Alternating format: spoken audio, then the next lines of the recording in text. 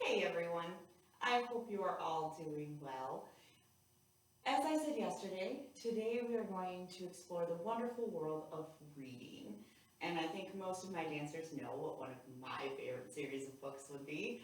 And it entails some really awesome witches and wizards that go on really cool adventures. I think reading is super important, both from what we gain just by reading, but also for our imaginations and being able to bring some of those stories to life. So I went to my wonderful backyard and found myself a wand, and I challenge you guys to create your own dances.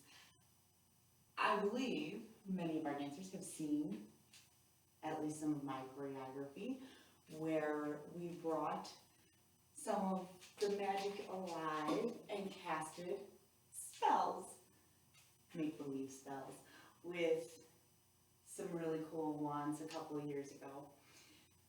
I want to see what you're able to do. Get creative, see what you've got laying around. If you can use any props, like I said, I was able to find one in my backyard. So be sure to check back tomorrow when we talk about artwork and bringing that to life for dance.